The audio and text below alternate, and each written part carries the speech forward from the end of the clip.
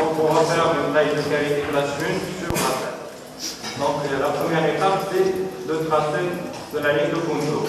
D'accord? Ce tracé doit englober le séance et les faussettes marginales. Donc 1 mm de chaque côté de séance.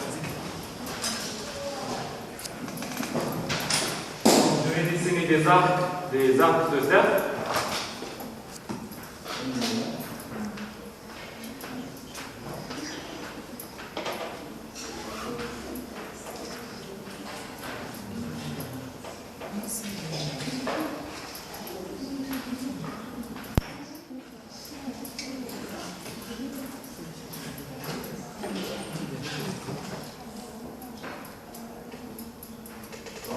Là, c'est pour la cuspide mésiovestibulaire.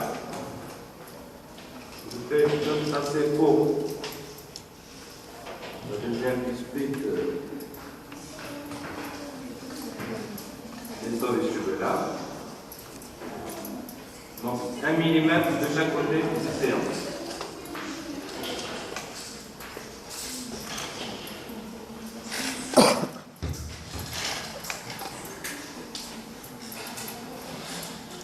Donc il me reste que rejoindre, englober les faussettes marginales. Et là, je dois réaliser la queue d'avant. Donc je dois être parallèle à la face proximale, tout en englobant les deux.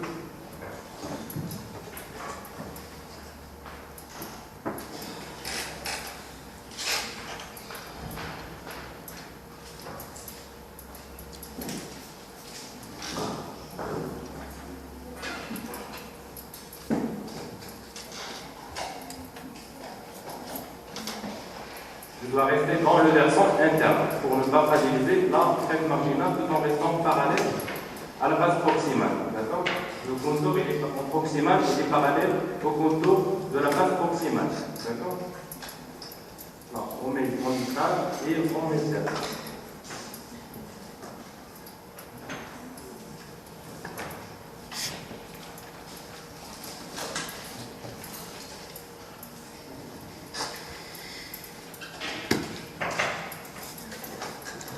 Vous arrivez à voir le contour de la cavité, la ligne de contour.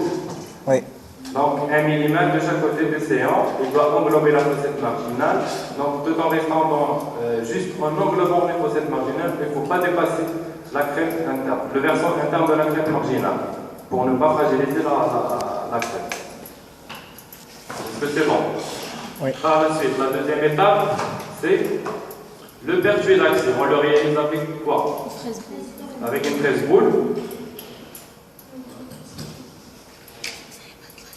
Donc, de préférence, il faut, normalement, je dois tailler un pertuis d'axé qui est de 2 mm de profondeur.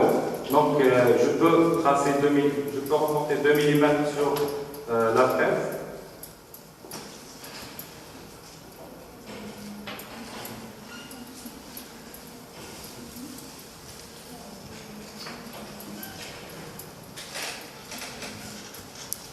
Là, par exemple, vous voyez le trait, c'est 2 mm.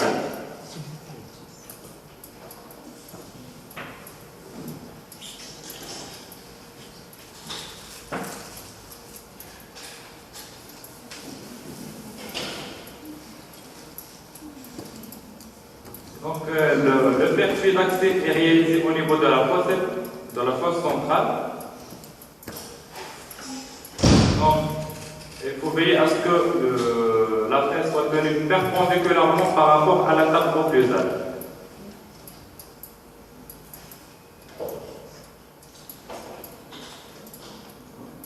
Il faut prendre des points d'appui pour éviter le dérapage. Et je commence.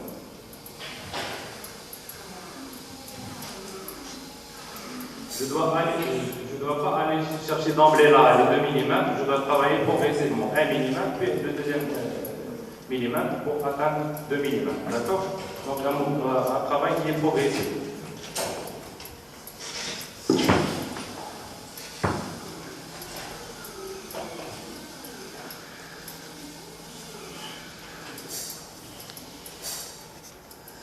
Toujours, on va éliminer avec une soufflette.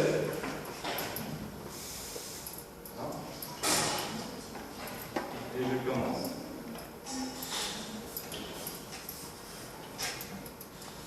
Toujours les points d'appui et je dois rester perpendiculaire par rapport à la face occlusale.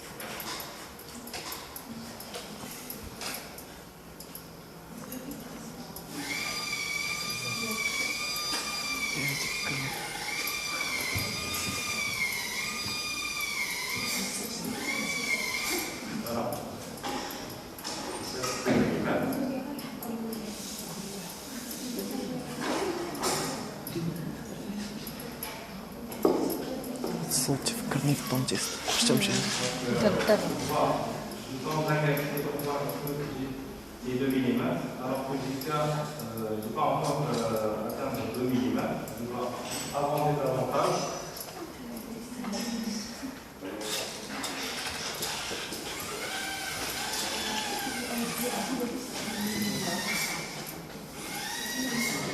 Donc on va faire le graphique que j'ai fait, ça coïncide avec le bord occlusal de la proposition que j'ai 2 mm. À ce moment-là, je dois changer la fraise et utiliser la fraise cylindrique.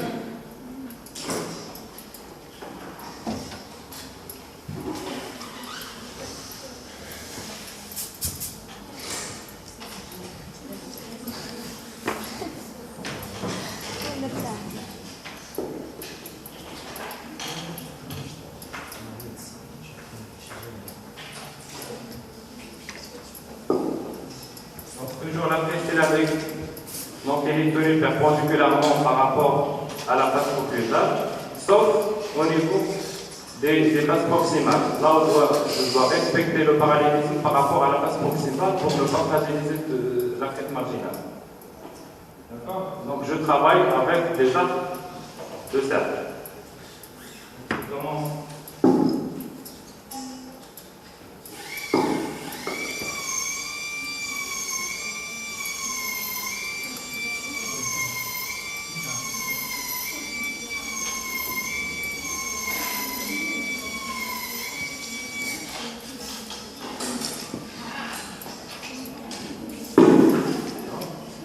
Donc je ne dois pas chercher d'emblée les 2 mm pour ne pas brûler la fraise. Toujours des mouvements successifs.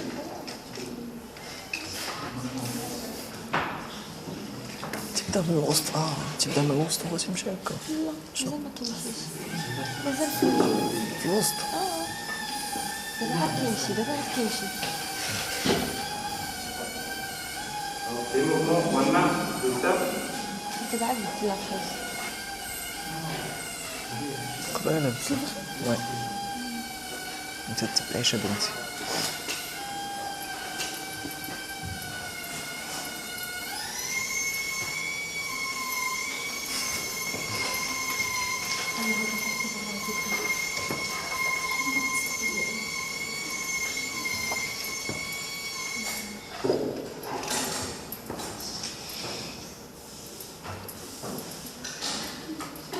Là, pour tailler la queue d'avant, il doit être parallèle à la face proximale. Donc la face proximale, il est un peu divergent. Donc il est un peu divergent en direction occlusale.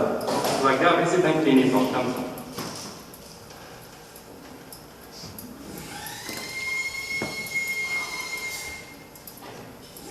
فين جا كاينه حتى انكلينيزم مزيان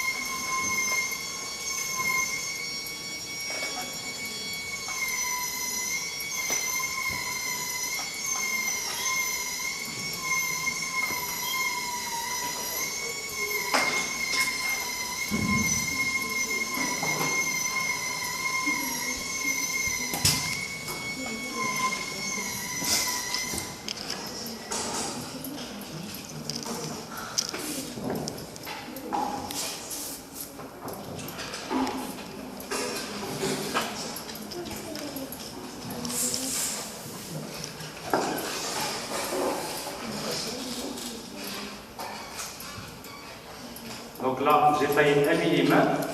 Donc là, je suis en train de tracer le contour, mais j'ai une profondeur de 1 mm. Je dois encore tailler 1 mm pour laisser 0,5 mm pour la finition. Donc je fais toujours le même travail. Perpendiculairement par rapport à la face vestibulaire avec un arc de cercle. Donc la première cuspide, la deuxième, puis les cuspides linguales, la première et la deuxième. Au niveau des facettes, au niveau des facettes marginales, je dois incliner la fraise de telle sorte qu'elle soit parallèle à la face proximale. Donc, parallèlement à la face proximale. Donc je fais des mouvements répétitifs jusqu'à atteindre la longueur de 2 mm.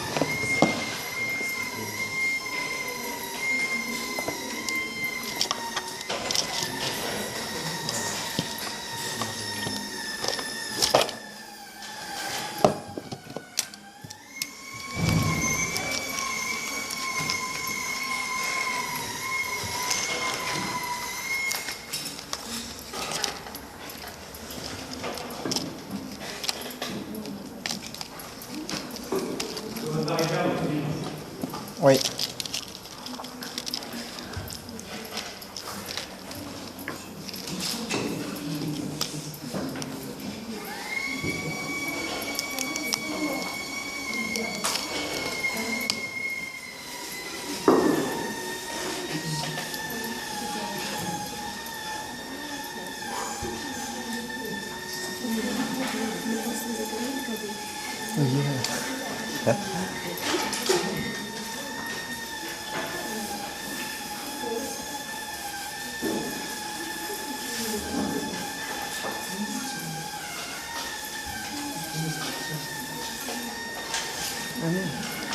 Claro.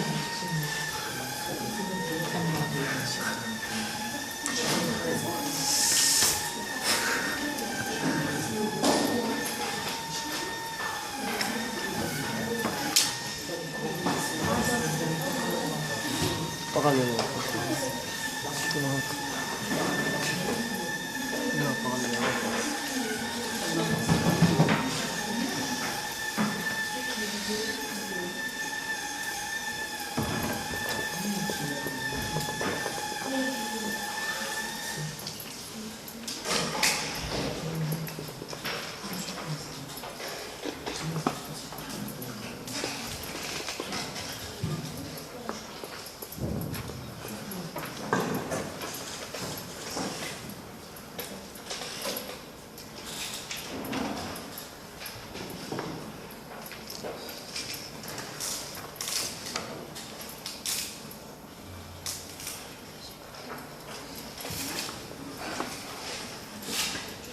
Donc, si vous voyez, là on a une profondeur qui est de 2 mm avec des parois vestibulaires et linguales qui sont perpendiculaires au fond, d'accord, qui est plat, et par la suite la face mésiale qui est parallèle, donc là la queue d'arrangement mésiale qui est parallèle la paroi médiane qui est parallèle à la face médiane et la paroi distale qui est parallèle à la face distale.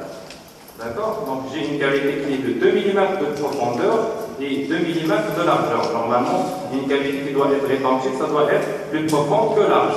Donc je dois ajouter 0,5 mm de la finition pour avoir une cavité qui est plus profonde que large. Pour cela, je dois réduire la vitesse et je travaille avec les mêmes mouvements et avec la même pince cylindrique, tout en réduisant la vitesse. Donc je vais faire un mouvement de surfaçage pour éliminer aussi bien les angles aigus et les irrégularités de surface.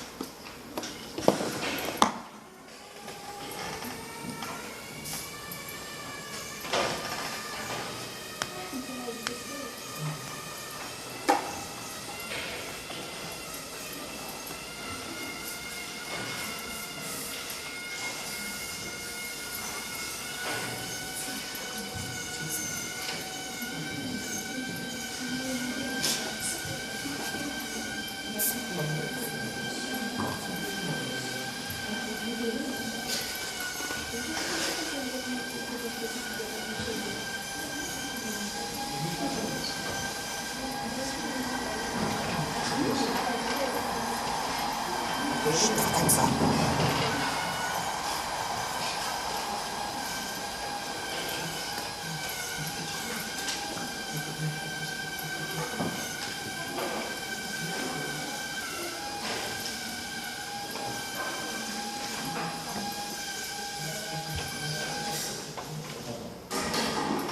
Je prends la sangle, je passe la sangle au niveau du fond, il faut que ça passe. D'accord? Donc il faut qu'il n'y ait pas des irrégularités. Ça d'une part. D'autre part, il faut que les parois soient perpendiculaires. La paroi vestibulaire et linguale soient perpendiculaires par rapport au fond. Au fond. Et le fond doit être parallèle à la face au paysage. Les parois médianes et distales doivent être parallèles à la face proximale. D'accord? Donc il faut qu'il n'y ait pas des angles aigus. Donc les parois doivent être perpendiculaires. Est-ce que vous avez des questions? Non. Donc on va passer à l'exécution de travail.